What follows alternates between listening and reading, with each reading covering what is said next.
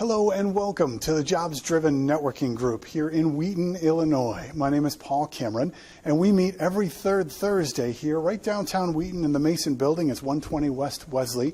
And normally at these presentations, we record each one of them. Unfortunately, on March 16th, a few days ago, my microphone was off. So I ducked back over here real quick to see if I can record it, the same presentation again, so anybody who missed it can have a chance to see this information. So we always talk about networking every month. I hope you can make it out one of these third Thursdays. But we hit a different angle of networking every single month. And this time, we're talking about accelerated networking, how to accelerate your networking. So, I mean, obviously, the number one way to find a job is networking.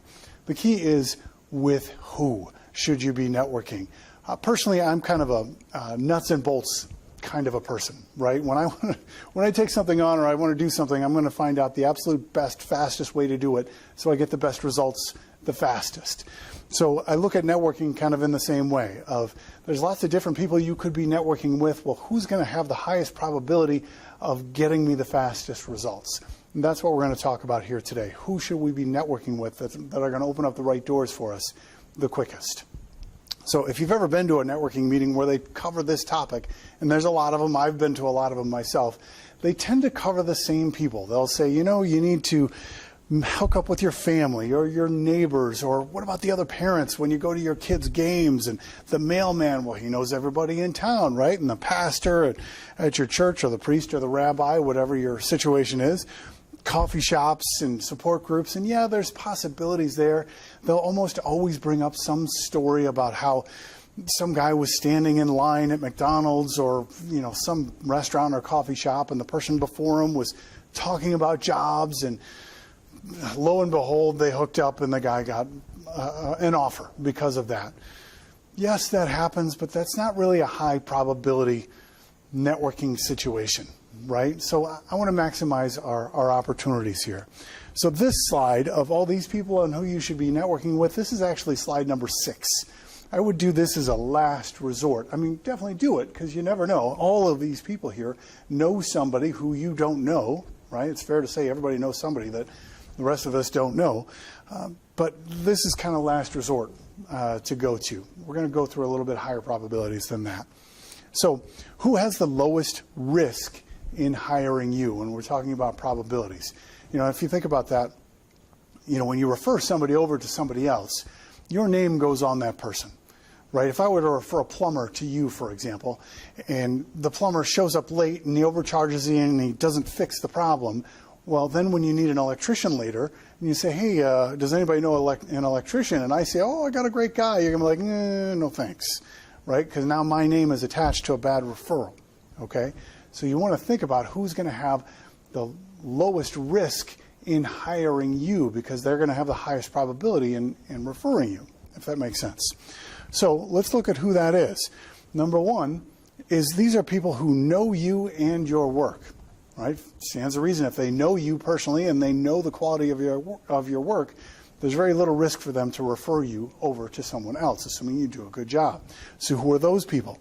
Those people are going to be your prior employers. Right? That's your highest probability of getting hired quickly is to go to the companies you've already worked for because they know how well you work, right? Well, what about the people who you worked with at those companies who no longer work at those companies, right? Think about all the coworkers that you've had good relationships with, that they know you do good work. Where do they work now? Find them on LinkedIn and you can reach out to them. What about clients and customers that you've done work for? If you're in an industry or a business where you were servicing customers outside of your company, well, those people would know you and your work. Those are high probability leads as well. And then any references, people who have agreed to be references for you, chances are really good that they'll fall into one of these prior categories, but maybe they won't. So look at the 4 categories here, and these are people you want to reach out to. Now, I mentioned a minute ago that I am a nuts and bolts kind of a person. I want to know specifically how you do this. So I know a lot of networking presentations say, oh, just reach out to those people. Okay, how do you do that? Well, let's talk about that. How do we reach out to them? Well, you're going to give them a call and an email, both, okay, because you don't know which method of communication that they like to use. And here's the message. Now, I know this gets very texty, So right below this video on our website, we're going to have the slides to this presentation, so you don't have to try to write all this stuff down. You can just print off these slides, okay? But here's the message that you want to get across to them. It says, hi, Joe, insert the name. My name's Paul, or my name's Paul. I don't need to say my name's Paul because we're there. So, hey, Joe, it's Paul. I know it's been a little bit since we spoke, but your name came up recently in a conversation. And this is the conversation that their name came up in, by the way. You're learning about leads and how to get leads, and this idea just came up in this video. So this is the conversation you can reference. So, hey, Joe, it's Paul. I know it's been a little bit since we spoke, but your name came up in a conversation recently. I currently have an opportunity to transition to a new company. And I was thinking about the best work experiences that I've had so far. And I remember working with you at XYZ company. So I thought this seemed like a great opportunity to reconnect with you. Okay, so that's your conversation starter there. I currently have an opportunity to transition into a new company. And as I was thinking about the places that I worked with and the people that I worked with, your name came up. Okay, that's what's going to get you in the door. Let's keep going. Number 2, the second highest probability way of networking into a position are people who know your work but don't know you. What do I mean by that? Well, think about all the people that you used to work with who knew your role but didn't necessarily know you. Maybe they got a report every day that was really well done. They didn't really know where it came from, but that was your report. You were the person doing that. Or maybe the developer, for example, who put together that one feature that I use every day in my applicant tracking system. That person, I know the work that he put together, but I don't know who that person is. If he were to reach out to me, I would certainly be open to a conversation with him or her, right? What about the prior customers or clients, right? If you're putting out a product or service that takes a lot of behind-the-scenes work that they don't know necessarily that you're there doing and working on it, but they just see the end product and it's really good work, well, you can reach out to them to say, hey, that one candidate, for example, if I've got a sourcer in my office as a headhunter, that's what I do for a living. So I've got a sourcer in my office who finds great candidates for me, and then I send it over there and place that person into the company. They say, hey, you remember that one person that started working, one of your best employees? I'm the one who actually found that person, and then Paul took them through the process. All right, that's a great example of somebody who they wouldn't know their work, okay, if that makes sense. And then interviewers, right? If you're not a good fit for a position, those are good people to reach out to as well because they've interviewed you, they know you. They don't necessarily know, or they know your work because they've interviewed you. They don't necessarily know you as a person. And I'll explain specifically how to do that in just a minute. Let's cover the first 2 first. So how do we do this? Again, call and email, both of them. And here's the message that we're going to get across. Okay, hey, Joe, it's Paul. I'm not sure if you remember me, but your name came up in a conversation recently. Again, this is that conversation recently. Okay. We actually worked together over at XYZ company, and I'm the one who provided you with that one feature in your applicant tracking system. I currently have an opportunity to transition into a new company, and I was looking at your company, ABC company, and I was hoping you might be able to point me in the right direction as far as who I should be talking to about getting a development position over at ABC company. Okay, that's the message we're trying to get across here of I have an opportunity to transition into a new company. Since I worked with you prior, I thought maybe you would know who I could talk to over there. And this is not just hitting the apply button and applying online. This is trying to find out who to go to and who you should be networking with, because maybe they're the right person and they can get you in the door.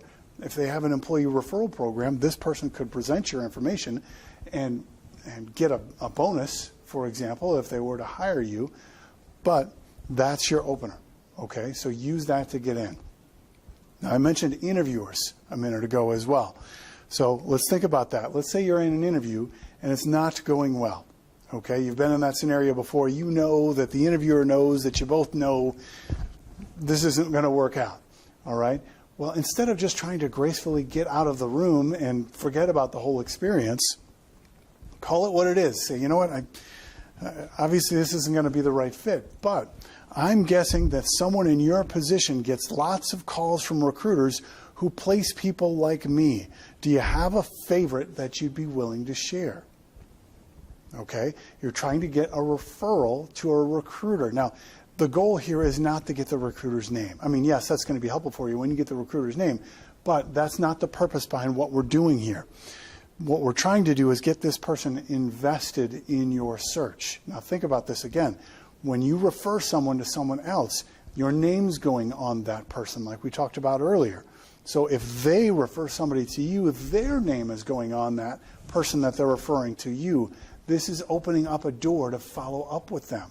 So now you can call them back later and say, hey, I really appreciate that referral.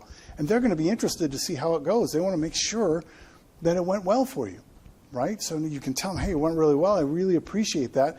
By the way, since you interviewed me and you know me better than most people do, because you know my background, if you hear of somebody else or some other company that's looking for somebody like me, please keep me in mind. I'm looking for a good position, stable company, and since you know about me, that would be great if you could introduce me to somebody. Right now, think about that. The hiring manager, the HR person, they know people at other companies. Think about whatever it is you do. Didn't you know somebody at some other company? Right? If you're an HR person, you know other HR people that you met at conferences or wherever. You go to lunch with those people. Hey, we're really looking for a developer who can make these applicant tracking system features. Do you know anybody like that? As a matter of fact, I just interviewed somebody like that. He wasn't a right fit for us, but, and then that introduction is made. Who better to get invested in your search than people who hire people like you, right? Those are going to be very strategic referrals. And by the way, you can also use this in response to rejection letters. Right? They send you the rejection letter, respond gracefully, and say, hey, I really appreciate that very much. The opportunity to meet with you and talk with everyone there. I'm sorry it didn't work out. If anything changes, I would certainly be interested in pursuing the opportunity. And by the way, since you know me now, I'm guessing you know some recruiters who place people like me. Can you refer a favorite over to me? And then that's going to get them invested in your search and open a door to get back in, and say thank you and ask for those referrals. So number 3, third highest probability people to be networking with are people who know you, but not necessarily your work.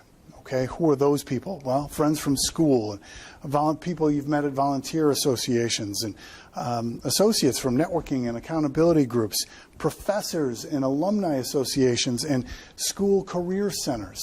We had a speaker here a little while ago, Lee Junkins. He was the Director of Career Services for Notre Dame, for Duke University. He's now over at IIT. He did an entire presentation on how to network with these career services, and that presentation is inside the membership and speedupmyjobsearch.com, by the way, in the archive. So if you want to check that out, if you're a member watching this, go check that out in the archive.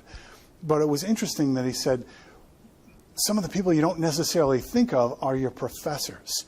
Right? Professors stay in contact with a lot of their old students. And if any of their old students are now in leadership roles within companies in the local community or in your area, those students scatter all over the country, they know that person. Hey, do you know anybody who works at this company? Oh, yeah, my old student Jeff. He now works as the VP over at, whatever company. Well, now you've got an in and a commonality. You say, hey, we both graduated from wherever, U of I or whatever college that it was. In fact, we both had, Mr. whomever, and now you've got a commonality with them, and they're going to be more apt to listen to you and interview you and bring you in for that interview. Okay, that'll help you. Try that out. And how do you meet all these people? How do you get in touch with them? Look them up on LinkedIn. Reach out to those career services places. Facebook is another place to find out, and I don't mean just blasting out to Facebook. Use tools like JobVite, where if you install JobVite, it's an app you can put into Facebook, and you see a job opening, it'll tell you how many people that you're friends with who work at that company. Right? Those are great ways to network in, and all of these people, because they know you personally, they're going to be more able to reach out to a hiring manager and say, hey, listen, Joe, I know you've got that business analyst role. My neighbor is a business analyst and a really great guy. Can you do me a favor, set up an interview for him? they're going to be more apt to do that. So I'd recommend you definitely try to do that if you can.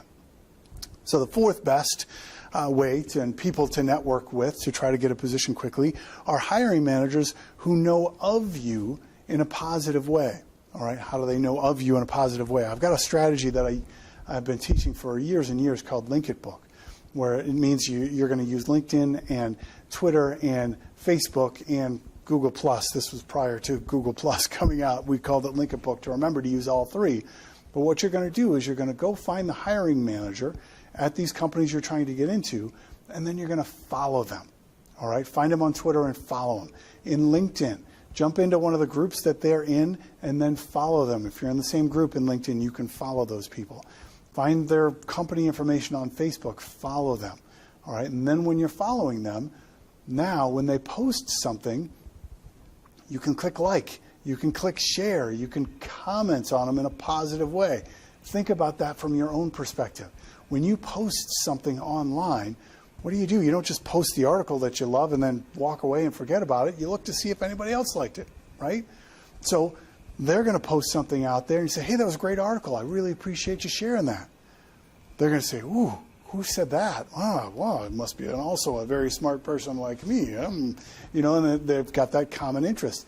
You do that a few times, now your name becomes familiar to them. Remember, familiarity is the foundation of likability. And when you call them to say, hey, I've been following you online, I love your shares, and I noticed you work over at XYZ company, and I was looking at that business analyst position. I was wondering if you knew who I should talk to about that role. All right, that will help you. So find them online, follow them, like, share, and comment on their posts, and then reach out to them directly, and that's going to be a great in.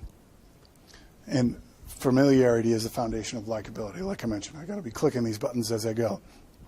So number 5, the fifth highest probability people to be networking with are people inside the department of the groups that you're going to be working with, and using the employee referral program strategy that I talk about a lot on my blog and a couple of videos I've got out there as well that you can check out on our YouTube channel. So, but basically how this works, and if you do want to see those, just go to speedupmyjobsearch.com/referral and you can see the blog article on this, on specifically how to do it. But I'll run through it very quickly. So you go out to LinkedIn, you look for somebody who works in the department that you want to get into. You're going to send them 2 emails through LinkedIn.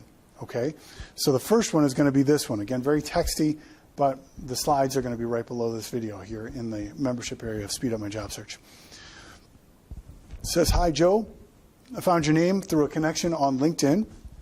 I was about to apply to a position within your company, but before I did, I was hoping to find out a little bit more about the company and the culture there. Since you're currently working there, I was wondering if you could share some insights on what you think of the place. I really appreciate your time and any insights that you can provide.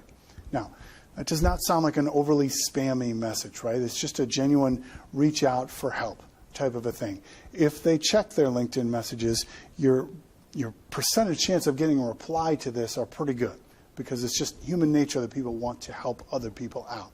So when they do reply, now we're going to thank them, ask them, and offer them. Okay, so we're going to say, hey, thanks, Joe. I really appreciate your response. Based on your feedback, I will go ahead with my application for that business analyst position. By the way, do you know who I should talk to about applying for that role other than just sending my resume through the online application process? Okay, if they answer that, you're going to be miles ahead of everyone else who's just applying online, right? But we're not done. Actually, does your company offer any sort of an employee referral bonus? If you take a quick glance at my profile on LinkedIn and you think it makes sense for me to apply, if you like, I can send you my resume directly and you can present it to the appropriate person and potentially earn that bonus if I'm hired. Thanks again. I really appreciate your consideration. Now you've got somebody who works at the company, somebody that they know and trust at that company, lobbying on your behalf to help you get that position, selfishly so they can earn that bonus. But what does that matter to you? And your probability of getting in is infinitely better, right? The number 1 best way to land a job is through networking. The number 2 best way, most popular way, is through employee referral programs. And if that's the case, which it is, that means there's a ton of companies out there that have employee referral programs. Right, so definitely give this a try. It absolutely works. I have had a number of people try this consistently each week and get marvelous results from this. The people that try it once or twice and then get back to me and say, oh, well, I tried that once and that just didn't work. It's not going to work every time, absolutely. But it's kind of like that whole, how many times you're going to tell a mother that she has to get her kid to start walking, right? How many times before you just give up on it and say, forget about it, right? No, you do it until it works. This is the same kind of a scenario. You do this until it works. Keep trying it. It's going to get responses, and you're going to get interviews from it. So now here we are on slide number 6. We're looking at our family. And keep in mind, a lot of people, you assume that you know everything about your family, but you really don't. We had Jim Fergal in here from WorkNet to Page not too long ago, and he had done the same thing. He assumes, who my parents know, who's my sister know, and then lo and behold, his sister is in contact with this person who's the VP of that, and then he gets a position from that. So you never know who everybody knows, even in your own family. People in your family know people that you don't know, so it's worth asking that question. Your neighbors and the parents at the other kids' games and the coffee shops and support groups and everything else we went through earlier. So definitely reach out to them as well to make sure they know that you're looking for a position and that they know what you do for a living. That's one thing when we had Joy McGuire-Dooley in here speaking, she said she would always ask everyone in the room to go home and ask their family, do you know what I do for a living specifically? And most of the time, a huge majority of the time, their own family members don't really understand what they do. So I would encourage you to do the same thing. Go home and make sure your family knows what you do, as well as everyone else on this list. So that's everything for today. I kind of went through a little bit faster because we don't have a full room of people here. It's just me in here talking to the walls. But I would encourage you, go check out speedupmyjobsearch.com. This is a very small aspect of it. Every single month we record these presentations. They're available in there. We've been doing this since 2015. At this time, it's March of 2017. I've got a year and a half worth of presentations in there that you can see from all sorts of really great speakers that goes over resume writing and cover letter writing and social media strategies. You can get your resume reviewed, your cover letter reviewed, your social media profile reviewed, your LinkedIn profile reviewed. You can interview better so you're going to get more results. This will absolutely, no question about it, help you. We've got over 100 testimonials, and this will help you land a job. So definitely encourage you to check that out. This is my contact information if you can see it. If you send me an invite on LinkedIn, I will accept it and I'll endorse your profile. I would encourage you to do that, and it's going to give you more access to more people. And definitely check us out on YouTube if you would. Again, the time of this recording, I've got over 76, 77 videos out there. By the time you see this, I'll have even more, including this one I'll probably put out there as well. Highly encourage you to check that out. If you need a recruiter who is not in technology, I'm a technology recruiter. DriveStaff.com is my company. But if you need one who's not in recruiting or not in technology, definitely check out the Illinois Search and Staffing Association. That is, their website is issaworks.com, issaworks.com. That is the oldest, largest staffing association for the recruiting industry, nonprofit association, so they're watching out for the laws and regulations from the state of Illinois for the recruiting industry, but a really great group of people that are a part of that. You have to agree to a certain code of ethics to even become a member. I can vouch for most of them in there. I was president of that association for a couple of years. Really good group of people. If you go to their website, look for the membership directory, and you'll see a list of recruiters and their specialties. And I would highly recommend you check them out as well. So that's it for the Jobs Driven Networking Group for this time around. I appreciate your bearing with us here and it taking so long to get this video out because the sound wasn't working, but hopefully this is helpful for you.